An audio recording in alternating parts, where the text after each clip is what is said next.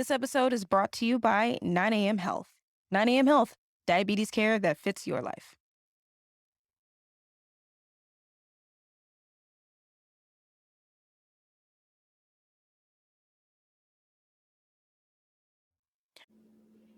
Hey everybody, welcome back to another episode of Healing in Hindsight, your no BS source for thriving with diabetes. You know me, Taylor Danielle, and if you don't, welcome. I hope that you enjoy. And today's episode, I really want to talk about a subject that is about diabetics, but then it's not. Listen, y'all, I get that many people are confused and misunderstood about potentially developing diabetes and the risk of having elevated glucose levels on a regular basis. And a lot of people think that only diabetics are the ones that need to worry about that. And the truth is, everybody's different. Everybody reacts differently. One person can sit and eat a tub of ice cream and it doesn't do anything. And another person could also be a non-diabetic and do the same thing.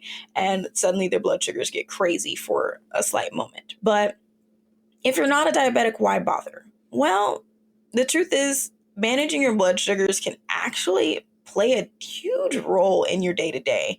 And you might not even realize how much it's already affecting you. There's a couple examples that comes to mind, but we'll get into that in a second. But I think that in order to prevent, because at the end of the day, anybody can develop diabetes. And so taking measures to understand some of the core things that diabetics have to do and potentially implementing a few of those things yourself can help you in not only managing your blood sugar, but recognizing how much it actually does affect your day. Let's do it. Perfect.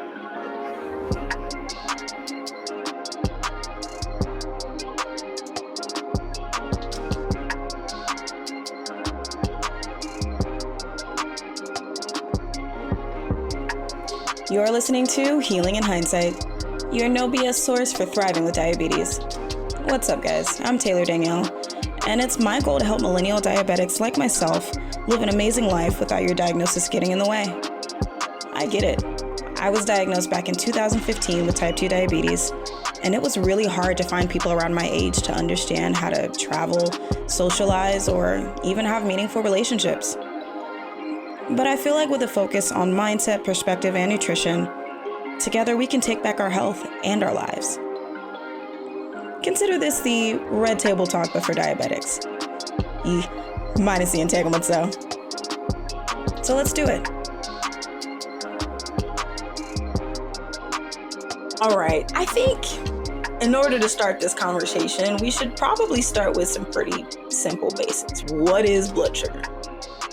Okay, you hear about it all the time. I'm sure you've heard it all throughout the show, but maybe you haven't really taken the time to understand what exactly that is. And well, blood sugar also means glucose, and it's the main food that can be found in your blood, thus blood sugar. It comes from the food that you eat, and it is your body's main source of energy. And so your blood carries the glucose to all of the different parts of your body in order for you to have the energy that you need. I referenced this show earlier in the season. I think it's another point to reference it, but the anime Cells at Work on Netflix, both in English and the original Japanese language, does a great depiction of what it is. Now, they don't focus on diabetes itself. I really, really hope that they do, but they do show clips of all of the little blood cells stopping at these glucose vending machines, and they're usually they look like cinnamon buns to me, and they're eating that, and that's fueling them to take that out and make sure that the cells have what they need. The other thing that you see them doing is they're constantly carrying something, and they're delivering stuff to the different body cells.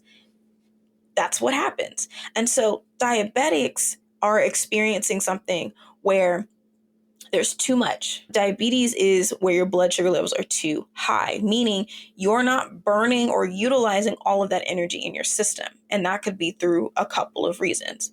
You need insulin in order to deliver that energy into your different body cells. But sometimes, either for those who are insulin dependent, Your body just doesn't make them. And there is a lot of discussion and information about how your body is attacking the beta cells that create insulin, thus requiring the need to manually receive it through an injection, a pump, whatever. But then you also have those who are like myself, where it's not that your body isn't producing insulin. In fact, it might be overproducing insulin to try to keep up with the high blood sugar demand. But because there's so much in your system, your body stops recognizing it and won't accept it anymore.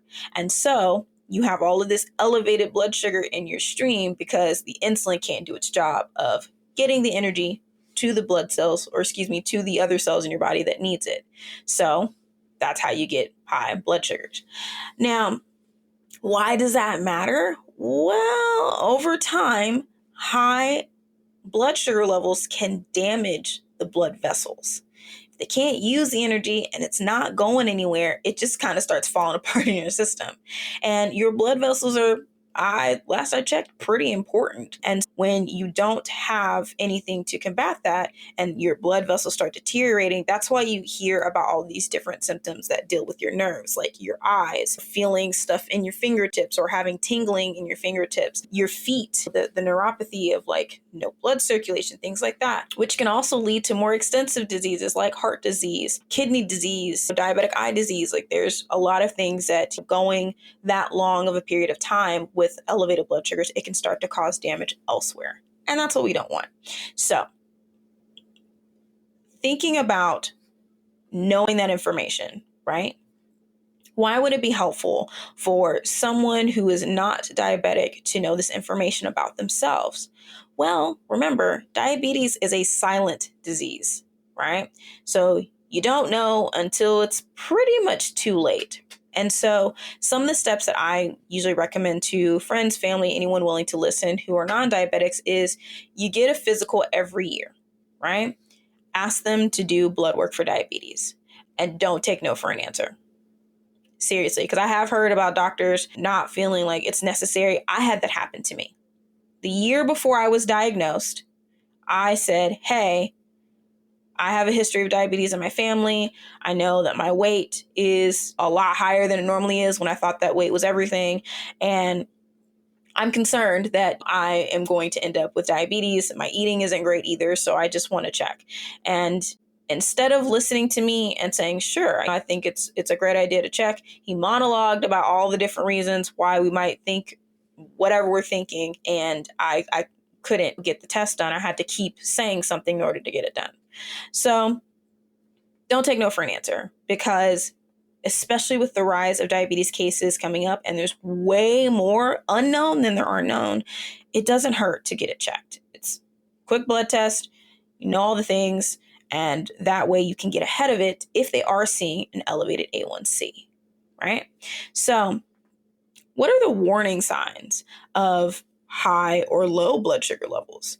And why does that also matter when you're non-diabetic? Well, especially with low, a lot of people experience like these spikes and drops in their blood sugar levels all the time.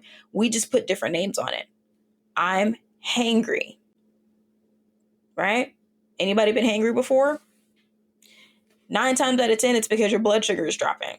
And it's your body's way of saying, yo, not going to be able to continue providing all of the energy, needed for your body to function if you don't give me more gas. You're just like a car. Your car starts giving you warning signs when you're running low. And so you don't want to get to the point where your car stops. That equates to a coma for us.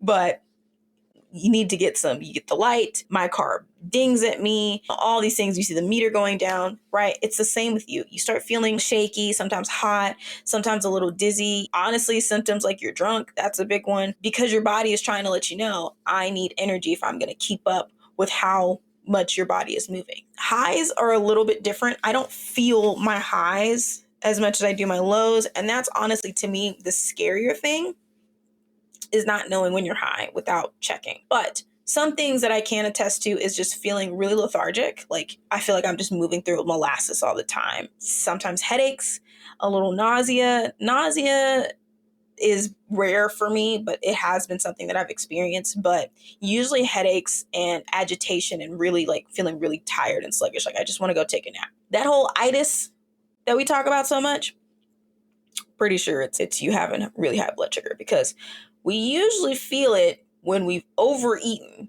at some point. Thanksgiving comes to mind.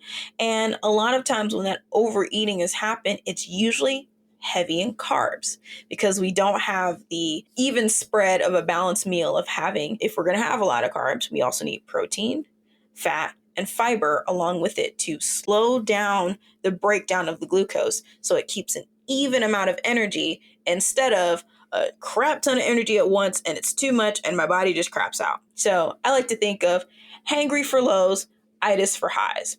Is that to say that every time that you feel the itis, you are experiencing high blood sugar levels? Maybe, maybe not. It really just depends on if you take the opportunity to check. So, well, how do you do that, right?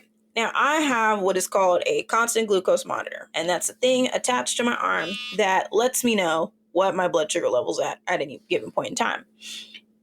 That is not really necessary for non-diabetics. In fact, I've seen the thing going around about non-diabetics asking their doctors for CGM prescriptions for fitness reasons. And to me, that ain't it. CGMs are actually pretty hard to get and expensive for diabetics here in the US. So a lot of us have to be on a wait list. A lot of us have to be so far in a bad state of diabetes that they're willing to approve it. Especially for type 2s, we kind of get steel walled left and right. So I really appreciate my Freestyle Libre 2 simply because all I need is a prescription from my doctor in order to be able to purchase it. Now, will insurance cover it? That's usually a different story. But, you know, I think the access is enough that I can take. And it's not terribly expensive compared to other major brands like Dexcom, stuff like that. That one's usually pretty expensive. But just know, like, CGMs, leave that to the people who truly need to monitor their blood glucose level because of a medical condition. I know it's not just diabetes that does that, so please know that I'm not talking about y'all. I'm talking about y'all ain't got no issues with your body like that. You don't need no CGM. Well then, Taylor, how am I supposed to know if I'm experiencing low or high blood sugar levels? Well, you can purchase fairly cheaply a glucose meter. And it looks, some of them do look like this. Like I actually have a slot here in my CGM that allows me to use the testing strips because sometimes it's a good backup for your reader. Now I use the 1-drop meter as my testing meter before I switch to my CGM. And I do keep it around me for those moments where I may need to compare. But any little glucose monitor, you can get them at Walgreens, you can get them at Walmart. So they're usually like 10, $15. The strips can be a little bit expensive, so welcome. But you don't need a lot, maybe 50, right? 25 maybe. All you need to do is just test in that moment. You don't need to test 50 times a day. If you want to know, just you got to do the little lancet with the finger prick. Try to go for the side of your finger, not right in the middle, because that's where all your nerves are. And that's where you feel the little ouchie if you're more sensitive. So try to go to the side. Make sure you clean your finger well with alcohol or wash your hands and make sure your hands are completely dry. And then test that way. And that's, I think, a good way to check to see where you're at after having a really big meal or if you're feeling kind of those symptoms of lows. It's the fastest way also to get it because you don't have to go through your doctor. You can just buy it. Now,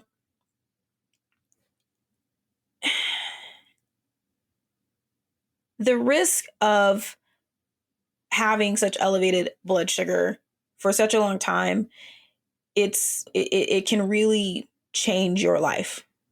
And I'm a living example of that, right? So by knowing this information, you want to be between like 70. I don't know what the measurement is called. I just think of the mg/dl, but your glucose levels usually normal ranges between like 70 and like 120. Now, after eating, you might see that spike up to like 140 to 160. If you're super carb heavy, maybe even 180. 180 is pushing it. So you want to stay in that 70 to 120 range. And the thing about diabetics is that a lot of us are having to work our way down from that, especially for myself. I've experienced lows because my body had been operating at such a high blood sugar level that getting down to even like 130 felt like I was having an episode. I was getting I need to drink some juice, whatever, because my blood sugar levels had just been so elevated so long, my body adapted to it. Keeping it in a healthy range, it's a variant of things that you can do. And at the end of the day, a lot of it is just lifestyle. Now, lifestyle that flows for you, because a lot of people center it around eating. And yes, eating is a huge part of it. That's how you're getting your energy. But I don't personally preach or advocate for specific diets. I feel like people are able to eat intuitively to what their needs are and not have to feel like they need to restrict themselves to one particular diet in order to do. Now, that being said, if you're doing keto, if you're doing paleo, if you're doing vegetarian, vegan, pescatarian, whatever the Aryans are, I don't know. I feel like there's just a lot of them, but not the whole Aryan race thing, to be clear. It is totally up to you what you want to do. I know a lot of people who are vegan because they're trying to understand their body's health conditions. And I know people who have gone vegan because it's helped with their diabetes, and that's great. I know people who go vegan simply because they are advocates for sharing the earth with other animals and they don't believe in eating animal products and that they can survive without it. That's fine too. It's all fine. But I personally say find what works best for you. Something that I'm thinking about doing is getting a food sensitivity test, because I still have moments where I'm having some crazy blood sugar levels. I tested the other day and my morning was like 190 and all I did was take my pill. And I can isolate, certain meals and things that I have, but it's just like, why is this affecting me that hard? Or sometimes it's not even about my blood sugar levels. It's just like, I feel kind of gross after I eat this thing, or sometimes I just get really bloated and all of these things. So I've been thinking about a food sensitivity test. I wish that it was offered to everybody, because I think the more that we can understand how our bodies work, the better. So you can always get a glucose meter, the prick your finger one, not the sensor one, and try to keep yourself in that range of that 70 to 120. Obviously, it will elevate a little bit once you've eaten. And then check your lifestyle, right? From your diet to how much water you have in your system. A lot of times, proper hydration, y'all, and I'm learning. I'm getting ready to order another bottle that's literally like a gallon and it's got the little timestamps on it. Although I do have a steel bottle, but the problem is that refilling it is kind of a pain because I don't have a dedicated water thing. I've actually been thinking about, instead of buying, I do have bottled water, but getting the big jugs like you get at the office, I feel like that might actually save me. Well, I don't know if that'll save me money. Anyways, I do recycle my water bottles. I feel like if you're going to go the water bottle route, please make sure that you're recycling them. But it can be hard for me to like pick up several bottles a day versus like, I just need to drink this one jug once a day and I'm good. So I am, because my current one, I have to fill it up twice. It's 64 ounces versus a 128, which is a gallon. So I'm really thinking about ordering this water bottle so that way I can actually have the proper hydration, because even when I measure how much water I should take, which I think it's half of your body weight at minimum, a one and done is always a great thing for me. So proper hydration can solve a lot of things. It can solve issues with weight. It can solve skin. It can solve liver stuff. Now, I'm not saying that's the end all be all, but you get what I'm getting at. So proper hydration also can help flush out excess blood sugar in your system and bring that down. One of the symptoms that you might experience is excess thirst. Your body's literally drying its mouth out to force you to drink so you can flush out, as in pee, all of that excess sugar out of your system. So make sure that you're properly hydrated. It really does help. The other thing is, when you are eating, have a balanced meal. And what I mean by that is, if it's heavy carb day, like if I eat pizza, then I try to make sure that I have a salad or some kind of veggies to go with it. Something that has additional fiber in it. Something that also has protein in it. So you want a healthy mixture of protein, fat, fiber, and I usually like to just include greens with everything, just because I love following the Kelly LeVeque method, which is like her Fab4 smoothie method, but it can also be applied to food. So shout out to Kelly LeVeque. Seriously, check out her book. I think that it's helpful. Does it kind of lean towards a more low carb thing? Yes, but I think it's more so processed stuff, because these companies are putting a lot of crap in our food. And it's unfortunate that we don't have the same standards across the world. I really respect Europe and how there are some substances that just aren't included. And granted, Europe is also filled with a lot of older countries. We are a country that is very young. And so their craftsmanship with food is still there. They held tightly to that. And we kind of, even though there was innovation, they held tightly to that. And we kind of process everything out. We want the convenience. And there's nothing wrong with convenience, but we shouldn't compromise nutritional value to make something easier. My generation is considered the microwave baby generation. Whatever. I don't see anything wrong with microwaves. I see an issue with the stuff we're putting in them. And yeah, I'll do microwaves sometimes, pull out nutritional value, sure. But if I'm not using it every single day or using it to the extent to always heat up food that is equally crappy, I think I'll take the alternative of like, okay, I'm heating up some leftovers or whatever in order to enjoy a wholesome meal. So protein, fat, fiber, greens. Try to have that in your mix all the time. Obviously, don't overdo it on too many carbs or overdo the protein or overdo the fat. The fat is the one that's a big thing. And I know for my keto folks, that's the point. You're trying to train your body in order to burn fat as fuel instead of sugar. But for those of us where that's not a sustainable eating style like myself, it actually makes my blood sugar go really high. It's not, I attempted keto, and for the insulin sensitivity that it's supposed to help produce, because you're getting rid of fat, and fat, more body fat does equate to more insulin resistance, it was putting myself at too much risk to actually see the type of results that some people are seeing. Some people are seeing like radical changes, but it just wasn't sustainable for me. And that is okay. And I don't need anybody to show up and preach to me about how I'm doing it wrong or I should give it another go. It ain't working for me. And that's okay. I still use keto products. There are some keto products that I use, and I just check to make sure that the fat isn't too high, things like that. Just own. That's really all that this is about. So make sure you have a well-spread meal. Make sure that you are getting proper hydration. And the last one, y'all, it annoys me to say this. I want y'all to understand that I don't like saying this. Okay? I don't. But we got to get our asses moving.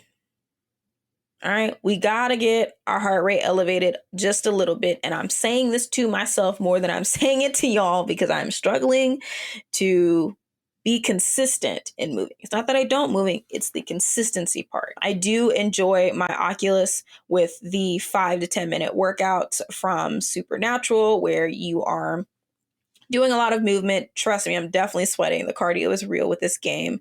Well, it's like a game, but sometimes it's difficult to have to put on this whole setup in order to move around. And so finding joyful movement, and I say joyful movement in a sense of find something that you enjoy physically doing all the time and figure out a way to work that in regularly. 3 to 4 times a week, at least 30 minutes, really does help. It does make a difference. Now, that being said, for a lot of diabetics, sometimes working out makes your numbers go up.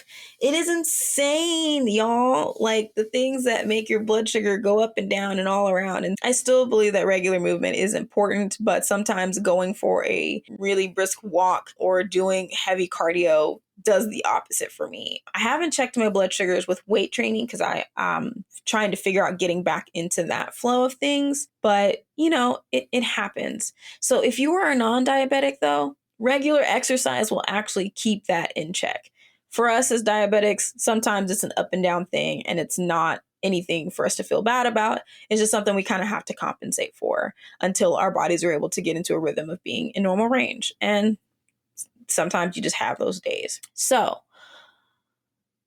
I hope this was helpful because I really do feel like the more that people can understand the nuts and bolts of diabetes, the more they can actually do to take preventative measures. Diabetes for a lot of people is absolutely preventable. There are special cases, okay? So don't I understand for my insulin dependent folks, it's a different story. Some people are born and it's a genetic mutation and your body just doesn't do all of the things that it's supposed to do from what is considered a normal fashion. For those who are late onset type 1s, they're still trying to understand how the slow deterioration of being able to produce insulin is. Like, it's all still relatively something that people are trying to figure out. But if none of those things are a concern, this is your opportunity to kind of get ahead. I tried to get ahead, but I tried to get ahead the wrong way. So let me tell you, don't do what I did, and that's crazy fad diets and not be consistent. And sometimes just eat really crappy and blow off what everybody is telling you. Just think about it. Just give it a try. At the very least, get checked. You get a physical every year. Just ask for a diabetes test. They'll know what you're saying. I'd like to test to see if I'm diabetic. If you want the technical term, hey, is it okay if I do get tested to see where my A1C is at? I just think it would be something good to know, to keep track of, so that way going into the following year, I can be more mindful of these things. And don't take no for an answer, y'all. A lot of people do not know that they are reaching pre-diabetes or diabetic state because they're waiting until something is going on wrong physically with themselves before they actually get checked. And by that point, it's usually too late. So please, please, please, please, please, at the very least, just get checked. Knowing is better than not, okay? Because then if you continue to do crazy stuff, like, what's happening to your body, and it's kind of hard to ignore, right? Thank you guys for your time. I hope this was helpful for all my non-diabetics out there who are allies and who have been listening and supporting the show. I really do appreciate it. For all of my diabetics, I know the struggle is real sometimes, but hang in there. It's a process and we'll work through it. As always, every Tuesday and Thursday is where you can find me or me and a guest. I'm really excited for you guys to hear this week's guest, so stay tuned. But until then, I'll catch you guys next time.